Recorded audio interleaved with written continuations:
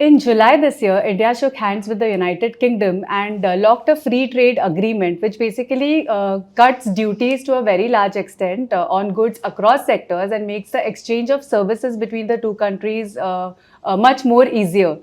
This deal was being negotiated for at least 3 years before it was signed and sealed last month. And we have with us today Anna Shotbolt, who is the UK's Deputy Trade Commissioner for South Asia. And she's been a part of the negotiating team on the deal.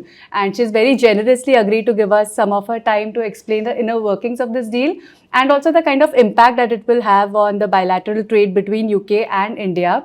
So thank you, Anna, for giving us your time today. So UK-India bilateral trade is already about $56 billion, if I'm not wrong. And with the deal, it's expected to double by 2040. So which sectors do you see benefiting the most from the free trade agreement? Yeah, I mean, first of all, I just want to say how delighted we are that we have signed the FTA, as you say, in July when Prime Minister Modi went over to the UK to meet with Prime Minister Keir Starmer. And like you say, bilateral trade is already, in pounds, we say around 44 billion, and we want to increase that, and we hope that that will increase by about 25.5 billion over the long term each year. And one of the great things I think about the deal is it's really ambitious. It's really ambitious from the UK, but also from India. I think both of us have been ambitious in that deal. It's wide ranging. I think we've got over 25 chapters. So actually, in answer to your question, I hope that lots of sectors will benefit from it. I think they will. But some of the kind of key ones, obviously in manufacturing, so the tariffs for UK companies exporting to India and things like aerospace have come down to zero. The auto sector in a quota sort of scenario from 110 to 10. In things like creative industries, which is a really key sector for the UK, it's in our industrial strategy. There'll be more copyright protection for UK companies. The life sciences sector around medical devices have seen tariffs come down, and obviously I have to mention financial services being in Mumbai. That's again a key sector for the UK, and kind of locking in some of the access that they have is also great in our first financial services chapter. And on a lighter note, India's access to Scotch whiskey gets easier as well. But you said that it's ambitious for both India and the UK. So how does the UK hope to benefit out of this deal particularly? And which sectors within the UK do you particularly see really getting a fillip? Yeah, so like I say, the things I've just talked about are around the UK exporting to India. In terms of benefiting the other way, in terms of UK consumers, I think things like reduced tariffs for Indian exports to the UK in clothing, in footwear, in some of your amazing food. British people are very keen on Indian food, so I think that will all look to lower the price for consumers in the UK, but I hope will also benefit Indian companies that want to sell to the UK. So you mentioned food, which because the agreement actually opens up the UK markets for Indian agriculture and dairy. But India has always been very protective about opening up its own agriculture and dairy markets for international companies and other countries to come and be a player in it, to basically protect farmers' interests. And this has been a sticking point in India's FTAs with a lot of countries. So where does what does the UK-India FTA say on access to Indian agricultural and dairy markets? And was this something that you really wanted, as part of the deal, or how important was it for the UK to have that? Yeah, great question. And obviously in a negotiation, you're going to go back and forth and kind of understand each of the sensitivities and try and negotiate around that. And I think, we recognise, like you say, the sensitivities for India around agriculture, and as a consequence, dairy is not in the deal. Likewise, India recognised our sensitivities around things like rice and sugar. So there are pieces that are therefore not in the deal. Given Okay, all right. And so initially, because there's a huge steep cut in duties on goods, across sectors, and so initially, I'm sure both countries will be facing custom losses.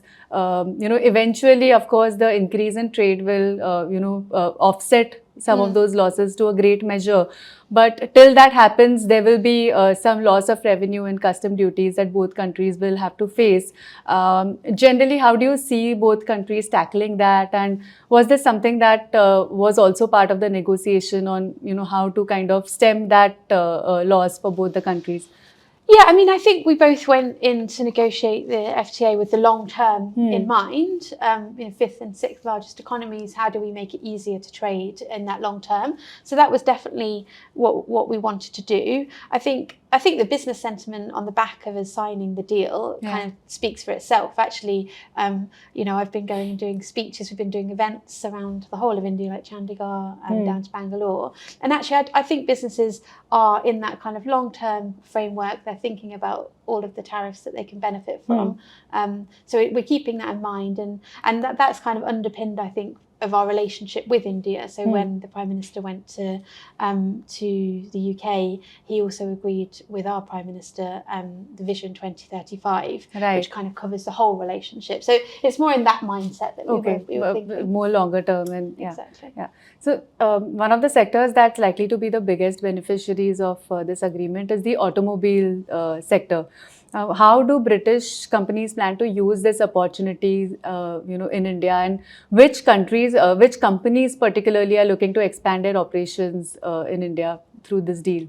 Yeah, no, you're right. And I think autos is a really interesting one, because I think the UK and India both have exporting interests in mind with automobiles. And we were really led, by business in those negotiations of what worked for both sides. And I think the deal that we've ended up with is really great for both sides. From the UK perspective, we'll see internal combustion vehicles go down in the first 5 years from 110 to 10% under a quota. And then in the longer term, electric vehicles coming down as well. I mean, I won't talk for individual British companies, but I think, again, like the sentiment that we've got from the industry around this agreement has been really promising. That's it.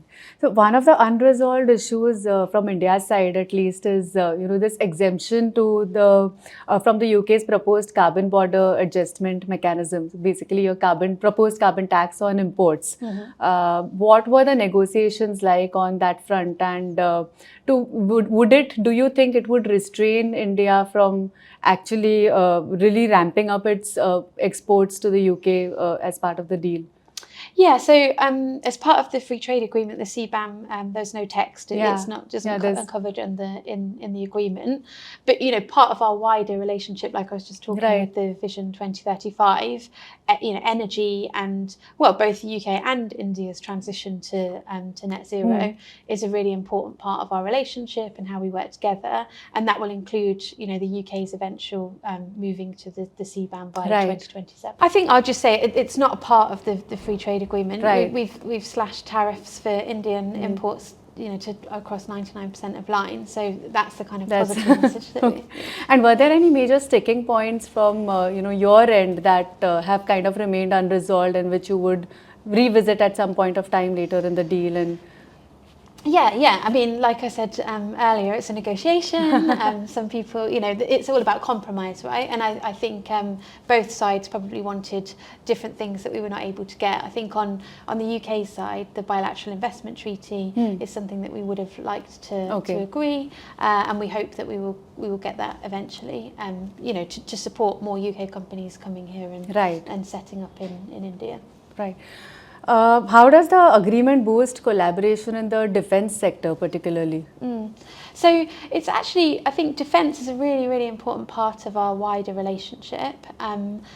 Because of trade and economic growth for both countries, but also for our national security and us working together. And actually, it's less so in the free trade agreement, but more so when the Prime Minister Modi was in the UK, the two Prime Ministers agreed a defence industrial roadmap. So that will support more economic growth between the two countries in defence. And I think we're already seeing things like BLD and Thales working together. And we know how important to the Prime Minister Modi the Make in India initiative is. So trying to encourage defence companies to do that here in India. So so it's less in the FTA, but we've got our overall own plan. Exactly. One of the aspects that the FTA also touched on was the ease of movement of working professionals between the two countries. So how does the deal impact UK visas for Indian working professionals? In what way have visas or generally the process has been eased? Yeah, so I mean, the first thing I'd say is the deal doesn't impact the UK's immigration points-based immigration system, but it does kind of provide transparency and guarantees around that. Like you say, the temporary business mobility, which is really important for Indian investors into the UK and UK investors into India. So so it makes that, I think, more transparent, that process. And then there are some limited quotas of visas that have opened up for Indian professionals. So things like yoga teachers and chefs and classical musicians. Okay, interesting. And generally at a time when several countries have been dealing with this anti-immigration sentiment, including India from a section of its population, but UK is also not been exempt from that particular sentiment domestically. Was this a challenging point generally in the deal while negotiations, kind of ensuring easier movement of people? As you said, the point-based immigration system has not been affected, but was this challenging during the negotiations to kind of it was talked about, and I think we were always really clear that changing our points-based immigration system was not possible. But recognising that anything we can do just to try and make those rules clearer about, because that's the kind of movement that we want to see, temporary business mobility. Okay. Also, the negotiation started much before the Trump regime set in, but it's been concluded at a time when several countries are having to face, US tariffs on exports, including India, which makes it challenging for Indian exports to keep tapping now the US markets increasingly. With this deal, how do you think India and UK can work together, and do you think that the UK-India FTA will help India offset some of the losses that it potentially sees in the US markets? I mean, I won't comment on the US and India, but our negotiation, like you said at the beginning, kind of took place over 3 years. It's fantastic that we've both agreed to sign the deal, and it will benefit Indian companies as much as it will benefit the UK. And I think it's great to see the 5th and 6th largest economies agreeing a trade deal, opening up to each other, and kind of giving that signal to the rest of the world. All right. Thank you so much for joining us at ThePrint for this lovely conversation and giving your insights on the UK-India Free Trade Agreement. And thank you to our viewers for watching. I am Manasi, Deputy Editor, signing off. Thank you.